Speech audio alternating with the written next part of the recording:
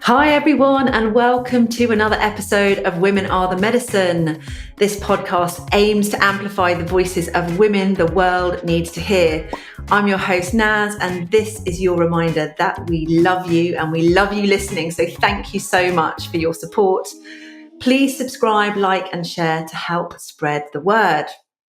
So today I'm especially excited because I'm joined by Dr. Miche Fabre Lewin, an artist, philosopher, and all-round beautiful thinker whose work invites us to remember that art isn't just something that we make, it's how we live.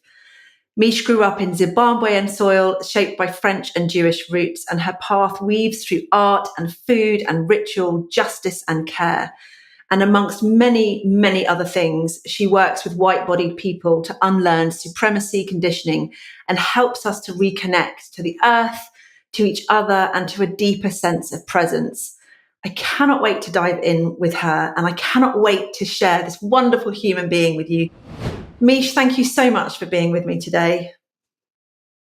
Naz, what an honor. And the universe has brought us together for some great, deep, playful, and trustworthy being together. So I just really cherish that. Thank you so much. Oh, thank you.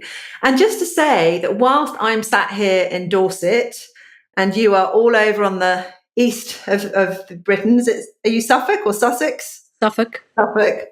We met in South Africa. And I just have to say, I mean, we're at this marvelous festival, Tribe Inn, and I think you were in the tent next door and you just arrived and you were this bundle of energy, this pocket rocket. And I sat down next to you later by the fire and just got chatting to you. And I was like, I don't know what this woman does, but I know that I need her in my life. And I am so delighted at how quickly it has unfolded, that you've become a friend and a mentor and a teacher. And I'm so grateful. And I just wonder if you'd like to share anything about how we met. So Tribe Inn was one of those serendipitous experiences which just brought itself into my days the weekend before I was leaving South Africa to get back to England. And between wonderful coordinates of inspiration, of dedication, of support, I found myself there with one of my soul collaborators. And it was destined because of the people that I met, the theme of Tribe Inn, which is about being in nature, with nature, of nature, being in indigenous presences with trance dancers, being in a very small group where we actually had a chance to deepen and get to know each other across our different cultures. And it was a deeply reverential and resonant, and I was very met and very nourished, and meeting you was part of that. Oh, thank you. Yeah, I have to say it was one of the most special. I mean, I don't even think we can call it a festival. I think there were 200 people there. And like you say, we had indigenous tribes from Botswana who came and shared their beautiful practices with us. We had people of all colors and creeds. And it felt like such a wonderful collaboration of an experience. It's like everyone has their part to play, and was small enough that you got to meet people multiple times over the space of the weekend. Very, very, very special. I'm so glad it's brought us together and that we get to do it again next year. We do. So I still want to keep us in Africa because actually, as I mentioned in the intro, you were born on Zimbabwean soil. So that's colonial Rhodesia. And you were raised in the bush, right? And you have French and Jewish roots, which is an insanely powerful mix. So how has all of this beginning, this initiation of your life, how has it shaped you and how you see the world today? What a beautiful introduction and a reminder of the very diverse and international biography that I have, and yet so rooted on African soil. And I know, Naz, that has completely shaped my way of being. I mean, to have a French mother who loved cooking, who loved the local indigenous and material cultures and the people. My father, who set up a fishery with a Jewish heritage, but also completely one of the Jews who basically loves the culture and the festivals and the gatherings and the food, and yet was true to his own artisan, indigenous, grounded being of a rebellious nature. So he would not really be part of, he would be part of and yet separate from. So that's a very interesting combination. French, and my father loved conversations, storytelling, loved growing food, vegetables, and set up a fishery on this lake that had just newly been built, which was for Salisbury, then was Harare, but then Salisbury. And between him and my mother, they built a lake home dwelling from the granite rock. My father brought my mother, who had just come from France, to a place that was just the savannah bush, saying, "This is your new home, my love." Wow. Could you imagine? I mean, even today, with having prepared yourself with like pictures on the internet of what somewhere is going to be, but none of that. Wow, your mother must have had an incredible and adventurous spirit. She did, and she was also very true to where she was, true to place. So she actually brought us up speaking English. We would speak French when we'd go to France with her. And she was very connected to the local population. And in fact, the fishery was the source of great protein for the indigenous and the local people who would come by bicycle, by foot, every day to buy fresh fish. And that was the home. So I was beside rocks, granite rocks, beautiful granite rock landscapes, in amongst a nature reserve, which was for animals like giraffe and white rhino and eland and huge and obviously baboon troops. And we were surrounded by that game reserve, and of course within the extraordinary sculptured granite rock were these ancient 1,000-year-old rock paintings, which were essentially drawing in the energy and the mystery and the tribal hunting rituals that were true to the place. Sounds like a very sacred place. Very sacred, and in a way, if one thinks about how was I shaped, I wasn't just shaped by my mother and father's extraordinary heritages. Actually, my mother was born in China as well. My father was born third generation Zimbabwean. And somehow the landscape was also very much a part of my character shaping, my the beingness of living beside a lake, savannah, bush, the smells, the sunsets, the lake, the water dwelling itself, the rocks. All of these were deeply ingraining for me as a young white woman becoming a human being. And what about the people? And the people, well, we were part of a colonial generation. So my father and mother had black servants. There were people doing the garden, people doing the house, the cooking, the fishing crew were all black. So as a child with a black nanny, me and my sister would be taken to the local village, which was part of the compound of our home where the workforce lived. And they would do their fishing by hand. They would be living in their huts made of earth and thatch from the local grasses and the earth.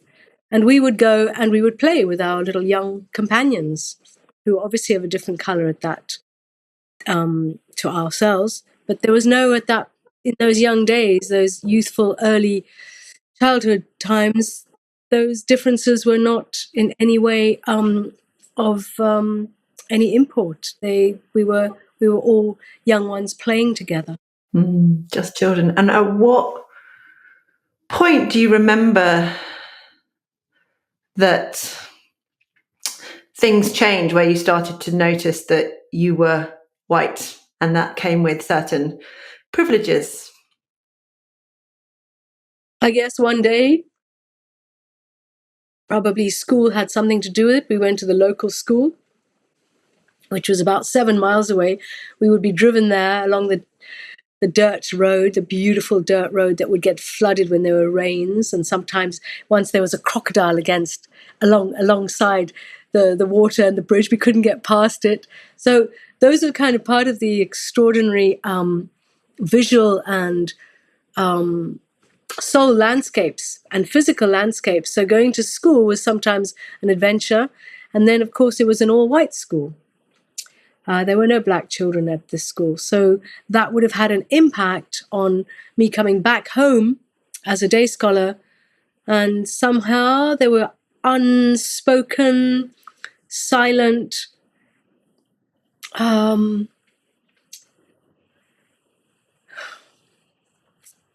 there was silence. There was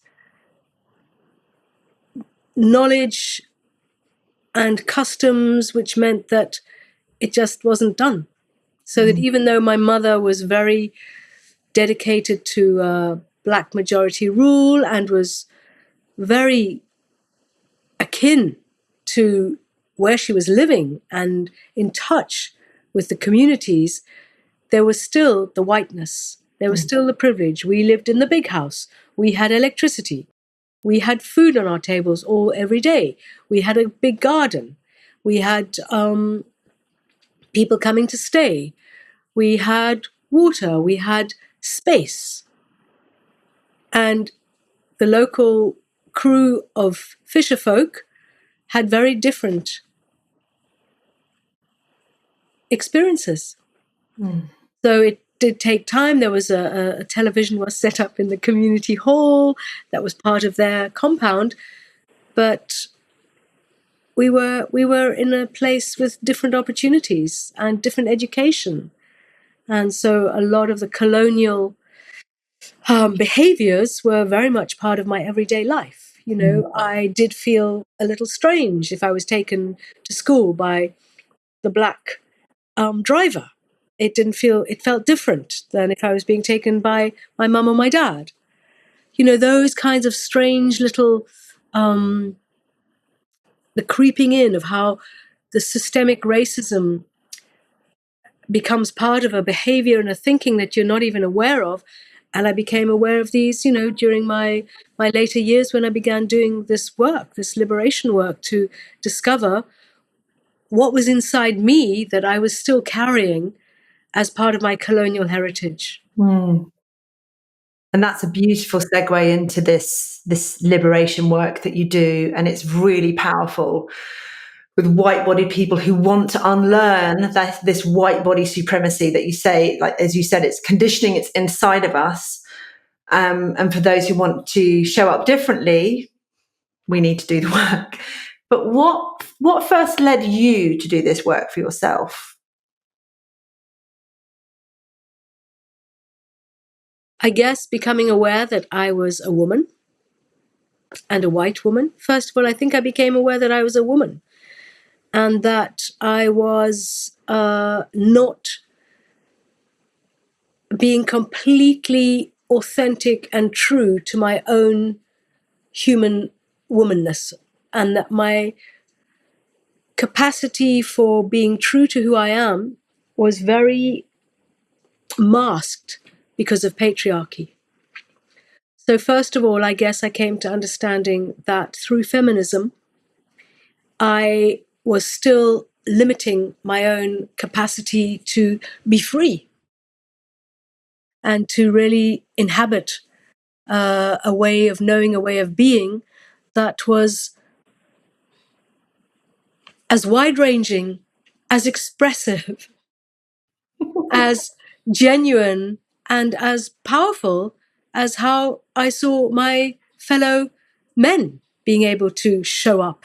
So it was, how did I begin to show up differently by knowing that my oppression as a woman had impacted on my own psyche, my behavior, my capacity for being free. Mm. So I think that was my first understanding that oppression has two poles.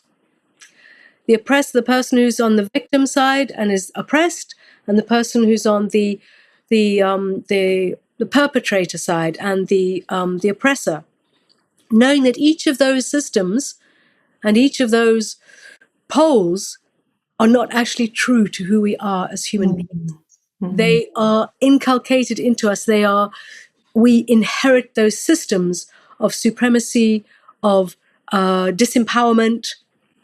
And I guess that became very clear to me that as I did work on my own, being a victim to patriarchy and being seen as a second-class human being, not having the same advantages, not having the same opportunities, not being given the same voice, that there were some parallels.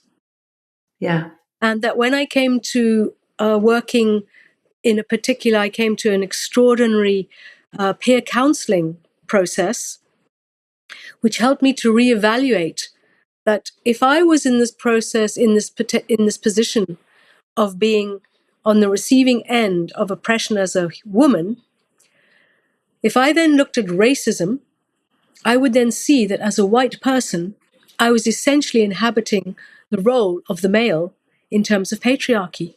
Yeah.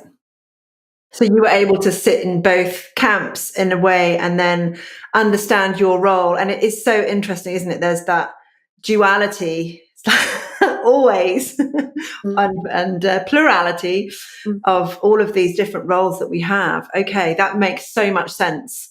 Because it does feel, to me, it feels kind of similar, some of the struggles that I have as a woman, as a feminist, against the patriarchy. I get it now. There are so many like injustices that are parallels, and we are allied with other oppressed peoples. Like none of us are liberated until we're all liberated. I think this is quite a beautiful theme that is going around at the moment. And it's so true. Like you cannot have liberation if people are still oppressed for any reason. And what I love too about that understanding that was sort of grew within me, that when I was doing the work on my own self-liberation, that I began to understand that men were not the enemy.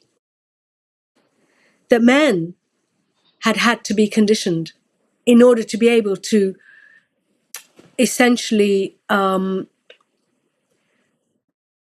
disadvantage and disempower women and mistreat them, because no human being, I believe, is born to oppress, is born to mistreat, is born to harm. So I gained a lot of empathy as I worked between my own self-liberation and an understanding of what men were having to go through in order to become those who oppress. And I'm using these terms very, very stereotypically, because they are the ones, to become an oppressor, to be an oppressed. In a way, those are strong and words that people seek to resist. But actually, we are born into those systems. And part of, I feel, the liberation process is to name and claim those words in order to be able to disarm them, to disown them, and to dissolve them. Yes. That's why black and white are also expressions that can be quite stark. But racism is stark. Patriarchy is stark. Sexism does still inhabit a place in our cultures. Racism is obviously very clearly playing a very destructive part in our cultures. So that's why the naming of black and white, meaning black, people of color, people of different cultures, but not so-called only marginalized, not minority, because actually Black people and people of brown and people of color are actually the global majority. But in terms of how racism continues its force of dispossession towards us all and disuniting and separation and isolation, those words are very strong and they become part of the consciousness raising. I need to call myself white. You need to say to yourself as white in the part that you are from your culture, white. Black people, the Black consciousness group and movement, namely and specifically and explicitly brought out their blackness in order to celebrate it, in order to give it its capacity for truth and power, not in order to say, this is my only cultural expression, but because of racism, it needed to be given voice. Mm. Gosh, there's so much in what you've just said there. And I think you talking about how our ideology there is so white centric. Like as a woman who's half Libyan and half English, so Mancunian and Irish, actually, I was often referring to the Middle East as the Middle East. And now I come to understand the Middle East is only the Middle East because of Britain and its colonial arm reaching out to the Middle East and the Far East, and of course to the people in the Middle East. It's not the Middle East. And just, it seems so subtle. And yet, how many other ways of viewing the world have this white lens over it? And this is why I think for me it was so important to start to unpack my own whiteness, right? As a woman who's also experienced racism, I have, as you have, experienced oppression being a woman, also being a woman of mixed heritage, and then also having to reconcile with the fact that also with my white privilege, that I have privilege, right? And I am upholding a systemic racist system without recognizing that. Like I've woken up to that. I think once you see it, you can't unsee it. And this is why I feel the work is so important. And you have been instrumental for me. Like you are one of my teachers. And I just wonder who and what have been your biggest teachers in this work? So that process that I spoke about, the peer counseling, was a liberation process because it was a way of bringing a therapeutic container into work with people who were interested in understanding that we cannot be liberated from just our own childhoods and our own biographies. Our liberation, our self-liberation is in tandem with the liberation of others. So it was a very political counseling process which talked about that the individual cannot be free unless we understand the systems with which you've been part of, and then we need to work within those two different groups. So I would be working in a white workshop. My black kin would be in a black workshop. We would then come together to share our experiences of that particular oppression, racism.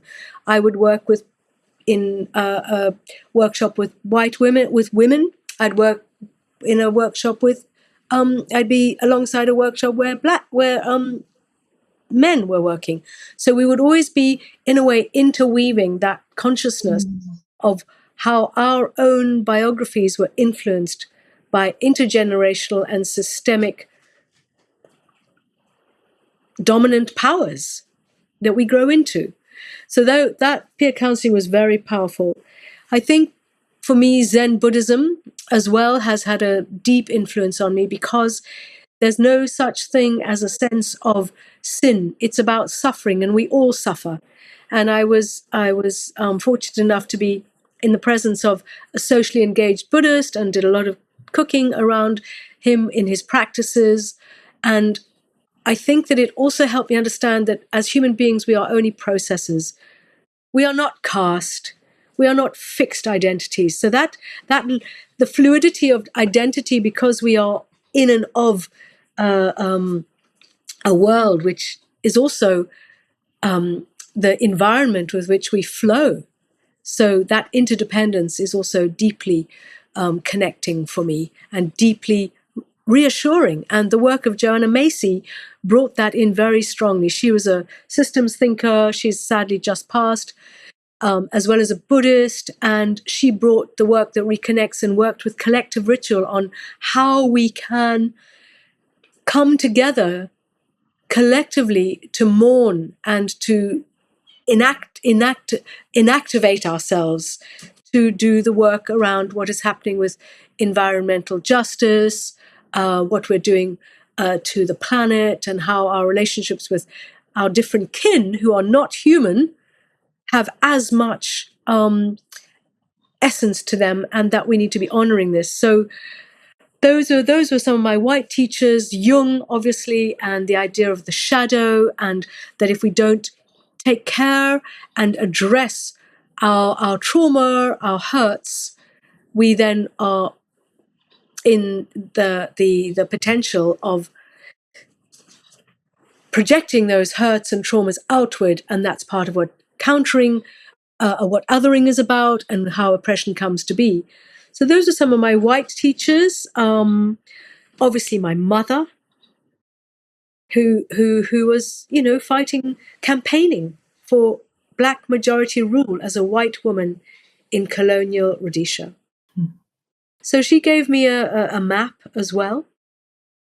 And then, of course, there are my Black teachers. And again, when I say Black, I am meaning people of the global majority, brown, and people of color. Bell hooks.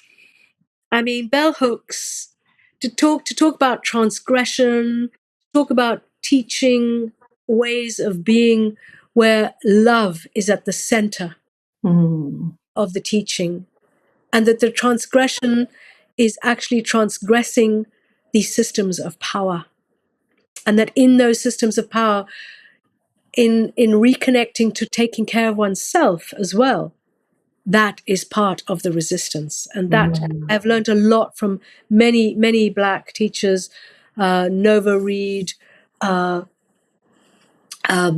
Jen, Layla Syed, these women who come and say, actually, for us all, joy needs to become a place where we remember who we truly are. And people like Mina Salami, who writes about exousiance and exuberance and the power of the force of nature. That's our true power. Those are the powers that I'm interested in, the power of nature and the power of the principles of living energies. So people like women like Renee Ede Lodge, why I am no longer talking to white people. That really was such a deep education for me. Obviously, Nova Reed, the good ally. Resma Menachem, who wrote about the body. And that unless we reconnect back to our bodies, we cannot really deepen into any racial justice or any practices that are to do with liberation, because it is through our body that we hold and carry these behaviors, these feelings. So emotions are very much part of that. And Dr. Jen speaks about that we cannot have just societies unless people are feeling emotionally. So those are some of the teachers. Leah Penniman, who brings in the understanding that the ecological crisis is underpinned by white supremacy. And John A. Powell, who set up the Institute for Othering and Belonging, who also talks about love and also says that if we're talking about oppression, you can't just be focusing on those who are oppressed to do the liberation work. Those who are the oppressors also need to do the liberation work. So that's some of how I've come to ground my work, which I call heart-centered liberation, and I call it the white shadow work as well, because we're bringing our white shadows into our frame of focus in order to self-liberate, in order to have collective liberation. So I mean, you've just given so many examples, and I know that that's just the tip of the iceberg for the teachers that you've worked with, the books that you've read, the peers that you've created and collaborated with, and you have this wonderful traveling library of books that I was very lucky to take up a few books and have a little read when I was with you in Dartmoor. And we will put in the show notes, people who are listening, we will put a huge, beautiful list of resources for places for you to start, because as Miche's, I think you can gather from this, the work is never done. It's not a once and done. You can't do a course that undoes your whiteness. This is just about revealing to yourself and doing that liberation work. It is liberating for ourselves, but it's also liberating for others who we are unknowingly, unconsciously oppressing. And it's really beautiful work. And I just would love to spend a bit of time here, Miche, talking about the role that you play or that you have in this wider work. And maybe let's use your wonderful retreat that I attended this summer in Dartmoor, which is loosening the warp. And I'd love you to explain why you've called it that, because all of your work, all of your offers and your services have incredible titles, and you are so articulate. These words are carefully curated and chosen because they have a particular potency. So I would love for you to explain to us why loosening the warp, and then we'll talk about our experiences of that. You as the space holder with Flora, and me as a participant of that experience. I'm so enjoying our conversation, and the fact that you have, in a way, been part of a collective research and evolutionary project that is an ongoing one. As you say, this is a lifetime's work. We have got 400, 500 years of racism to undo. But I do believe in quantum, and I do believe in morphogenetic fields, and I do think that things also can, quicken up in terms of dissembling and dismantling racism, and especially our part as white people. I think part of why these teachers have been so important to me, the Black teachers, is to help us recognize that our capacity and our contribution to ending racism is not to necessarily just go and be on panel with our Black kin who are doing their own liberation work. We need to be alongside them doing our own liberation work. We need to study ourselves as part of that liberation movement. And so I feel that part of my role as a host is, first of all, to recognize that I am in the process with everybody. I am doing my undoing. I am doing my unlearning with you all. I think maybe the experience that I've had as a white colonial, as an artist, I think the artist my devotional practice is as an artist. Because I believe that the word art and ritual are very, somehow they have lost their strength, they have lost their force, they have lost what they bring to us in our existences, which is that we are always in a process of becoming.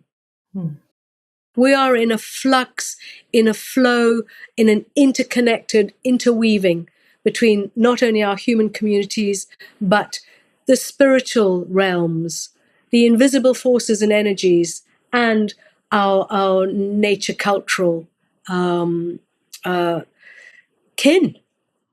the trees, the grasses, the animals, all of these are part. So I think part of my role as a host is to keep remembering. I bring in always as a little altar to animism, the red thread, which I feel is the umbilical cord between our own hearts and the heart of the body of the earth, Gaia. I feel Gaia is a sentient being. And I bring in the agency of matter. I bring in resources such as artful processes, because they help reconnect us to a much wider sensibility than our capitalist, consumerist, patriarchal cultures actually give us a chance for. So this is about widening and expanding our own intelligences, our sensibilities. And I think the arts reconnect us to our emotions, to our memory, to our imagination. Our imaginations are vast. And part of what I also love is that I bring a crystal ball as part of my altar, because I feel that that crystal ball is helping us to envision and imagine and forecast a future free of oppression and social injustices.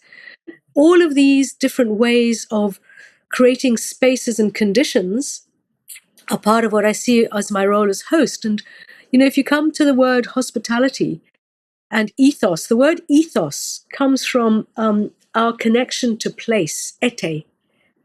And that if we have a sense of belonging to a space and a place, and it doesn't need to be a huge amount of, it can be my connection to a space can be this ball, can be this crystal being, can be this teapot.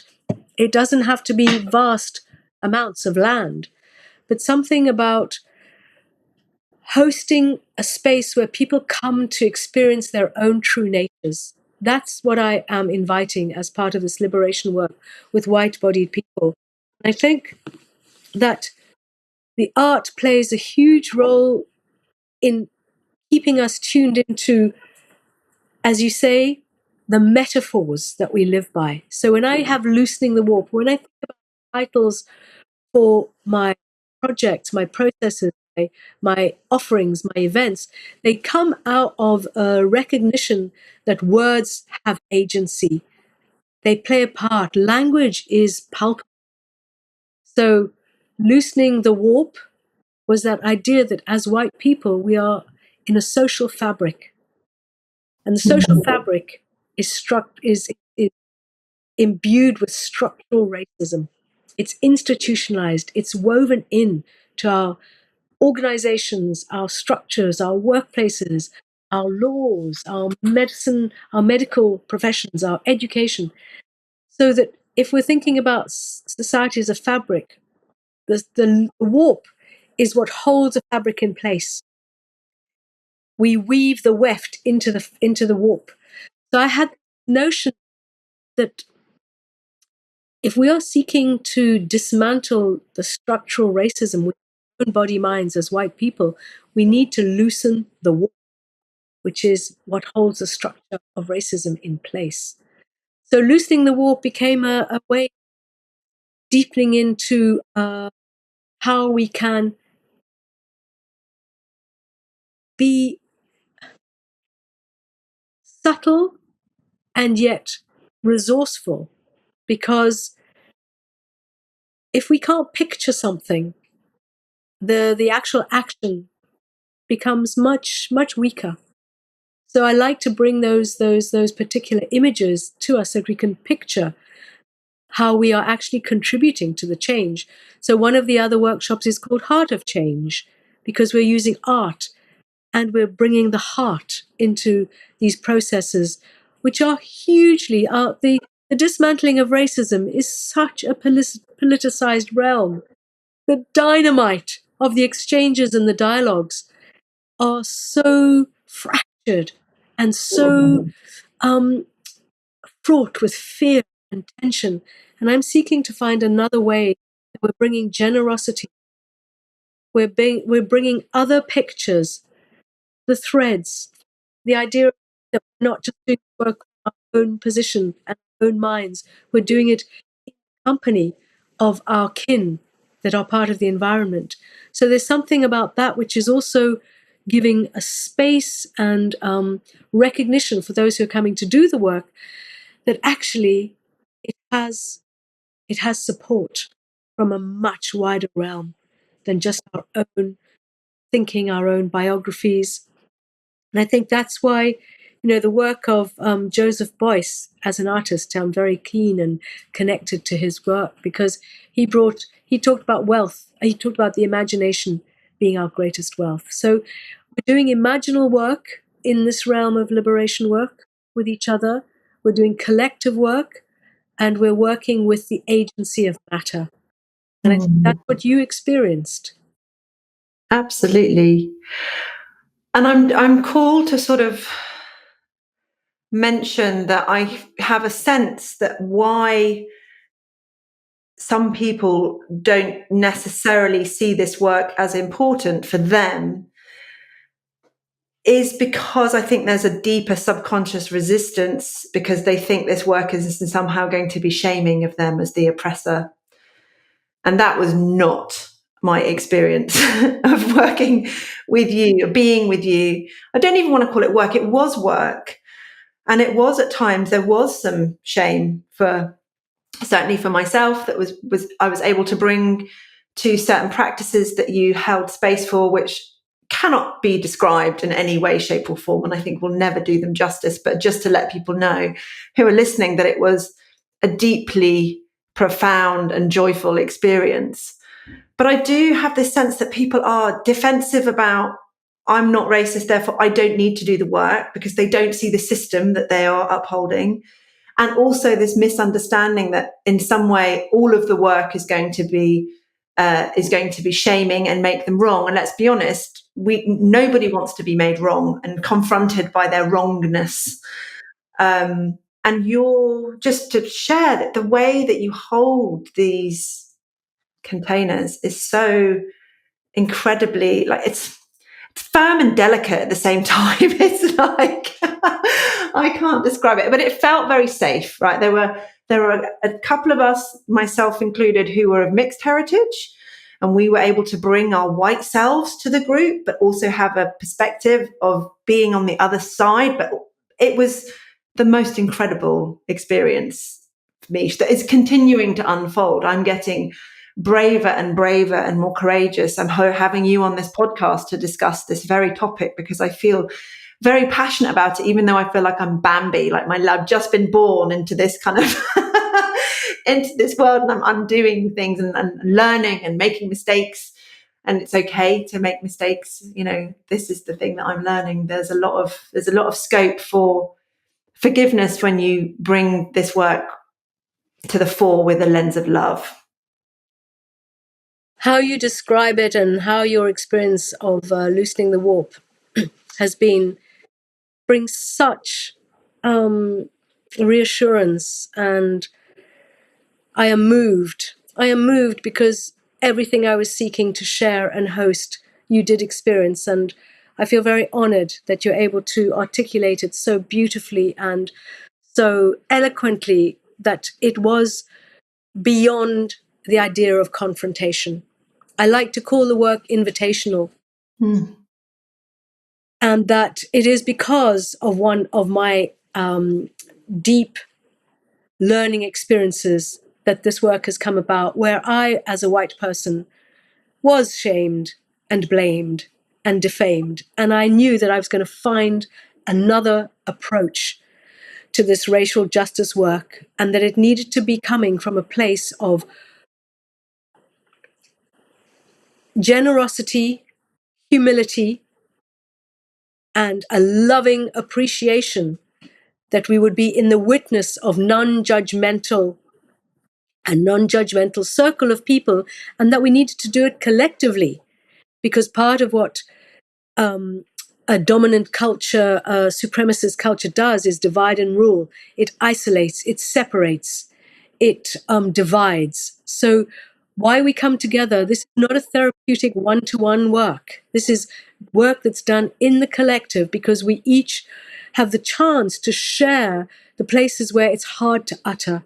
It's hard to face and address these places that we have been born into, these generations of inherited supremacy, which are not really our responsibility, but we have been part, and we continue to perpetuate them through our body minds and through, as you say, the unconscious and the subtle ways. So something about reclaiming our full humanity is what this work is about, because no human being who is truly in their authentic, true nature will oppress and harm another. For me, love is a natural way of being. And what we're doing in this work is reclaiming that, but not just for everybody else, for ourselves.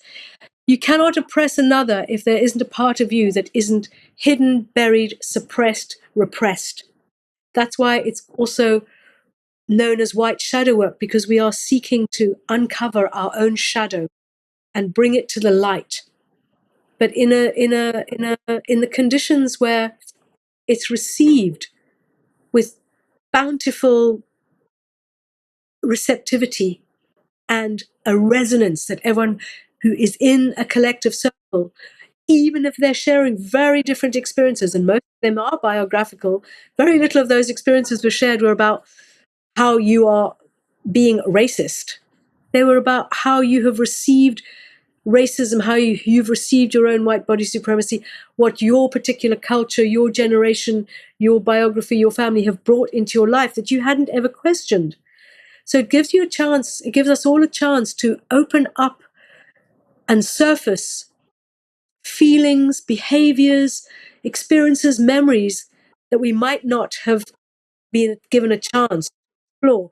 And because you're in a circle and everyone is sharing their own differences, you actually get a huge wealth of information that sometimes resonates very deeply for yourself and helps to excavate something for yourself which you hadn't really been able to do in another setting.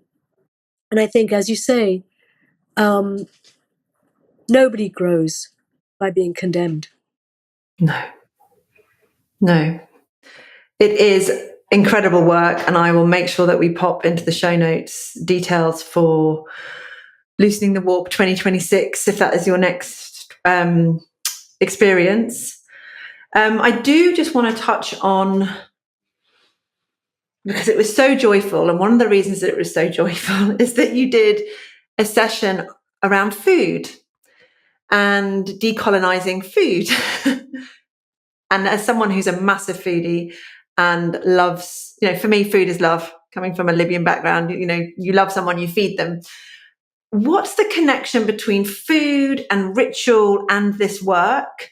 Because for me, it really opened my heart to know that all of the things that I enjoy can be part of my liberation.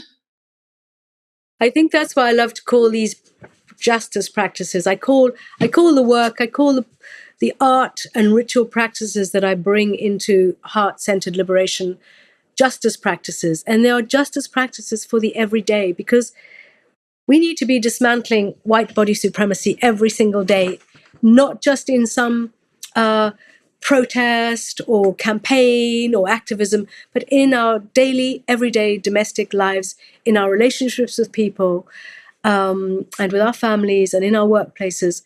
And food is one of the places that we remember, first of all, where we come from, i.e., we are in and of nature, and that our food comes from the living soil. And if we care for the living soil, the food that we eat will have a living energy.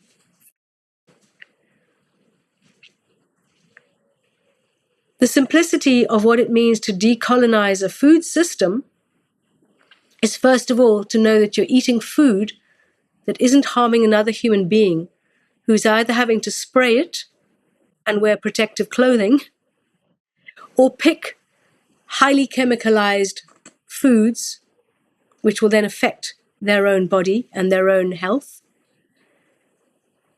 It's about thinking about who is growing the food for whom. And it's about remembering too that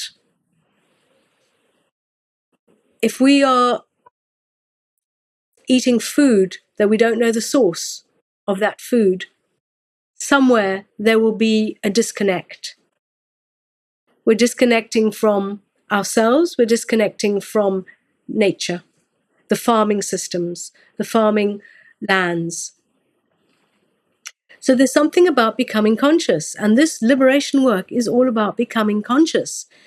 Eat food that has a seasonality to it, is grown in a place which has a connection to your own body-mind, is from soil that has been well looked after, animals that are well reared, then you're already contributing to a healthy body-mind that can have extraordinary resources for other ways of being. So in the everyday food which we eat, I've been invited to do a few projects in South Africa around food, because food rituals is a practice of my liberation process as well. And I was invited into a TED talk and to talk about my food rituals. And there I was in South Africa in Soweto Theatre thinking, how am I going to talk about food in a way that isn't unrecognizing of the fact that I'm in a country where a lot of people don't even have food, and the poverty is so prevalent. And a colored friend of mine said, Miche, your work with ritual and food, it reconnects us to what food is, which is that we are of nature and that we need to be looking after the conditions, the relationships between our growers, our communities and families. So there's something about a source that is not so far from ourselves. That the food we can know has had a good energy, has had love brought to it. So that's part of what I think we ate. We ate food that was completely grown within Devon, grown by people who care for their plants. And also it did not have a long shelf life. Yeah. So it was fresh. So somehow the word decolonizing is always, I find, a little problematic, because I think what we're seeking to do is reconnect with our freedom cultures. And we need to decolonize from the past, which has been empire building, and discover where our freedom practices can come through food, through being in nature, through self-care, through honoring the chickens, through, every single act is an act of liberation. Yeah.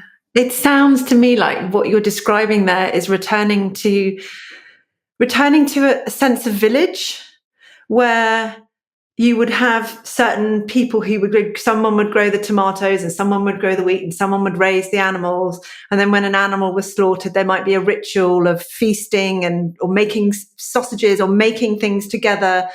And we've totally lost that because of the fast-paced life that we're living in and the convenience. I really dislike that word, the convenience of the desired convenience of our lives, because sometimes it isn't convenient to be conscious. Sometimes it's painful to be conscious. Sometimes it's expensive or it feels inaccessible.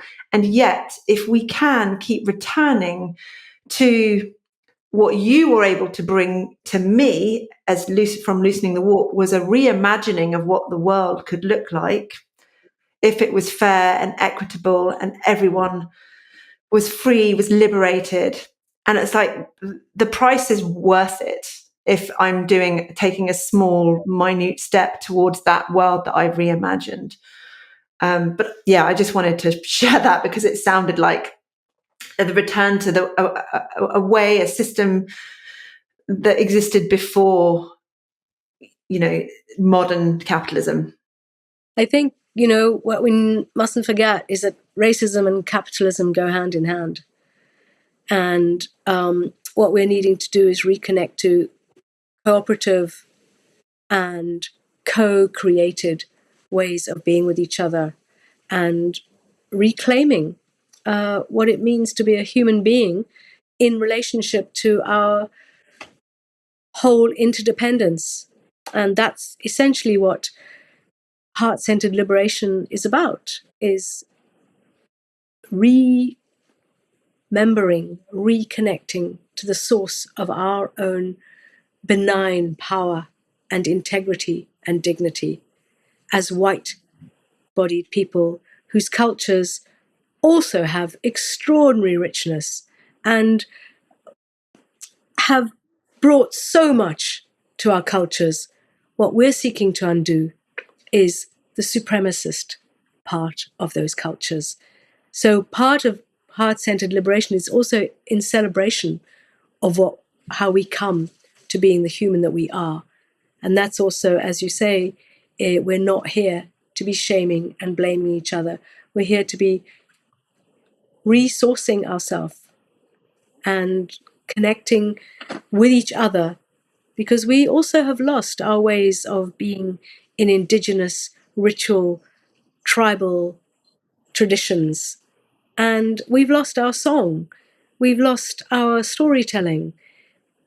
That's part of why Black cultures and people of the global majority can still be in those spaces of such dignity and integrity in spite of what white supremacy has done, because they are still linked to that relationship with their land, with their indigenous spirits, with their material cultures, in spite of all the havoc that white supremacy has wreaked on our world. Miche, where has the time gone? We are nearly at time, and this has been such a joy. We do have a closing ritual, a question, and I'm so curious about how you're going to answer this. But if you were made Madam President of the world for a day and you got to pass a law in perpetuity, what change, what would you instill for humanity? So I always start with my own experience, because that's the only thing I can truly know. My own liberation has come about through understanding the power of emotion. Not to just describe it, not to write about it, not just to make art about it, not to see it being expressed, but to deeply, feelingfully experience the feeling. And what that particular liberation counseling practice brought to me, I trained as an art therapist because I knew that we needed to bring recognition and a space back for us to be feeling. And art was a way of giving a chance and expression to feelings, not just through the head, but through the body, with matter, with making. So making to me is part of what enables us to reconnect with deep, feelingful lives. There would be no oppression, I believe, if we were able to feel every feeling and give chance for a discharging and a releasing of any pain, suffering, hurt that happened when it was happening, and that we were able to just give it its value. So for me, my what would we say?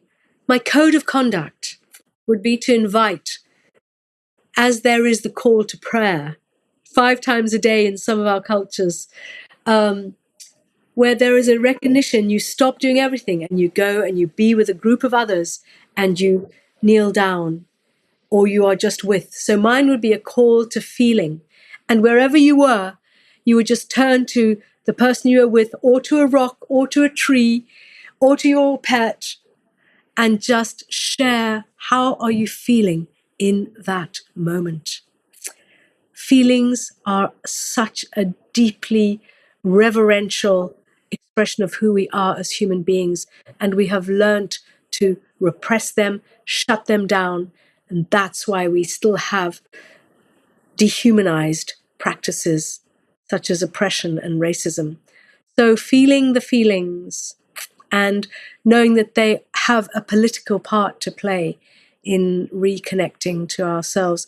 Dr. Jen Mullen, who wrote a book called Decolonizing Psychotherapy, says that our social systems, our societies cannot change unless we feel our feelings. And I am with her. And as Resmaa says, unless we put body into white supremacy by saying that our liberation comes through the body, and what comes through the body but our emotions. So feel the feelings. Well, I am feeling huge amounts of gratitude, and I'm full of love for you and for our conversation. Thank you so much for the work that you're doing. Thank you so much for being with me on today's show and sharing your wisdom. I love you very much, Miche. Naz, I love you too, and I have been honoured by this time with each other and learning more about you too. So, yeah, as you say, my offerings will be on your... I'm going to highlight them in bold, and I'm going to recommend that people look you up. You and Flora do such important work. Of course, Flora behind the scenes, but you will get to meet this other wonderful human being as well who deserves a big mention. Love you too, Flora. And thank you. Thank you so much. Gratitude to you.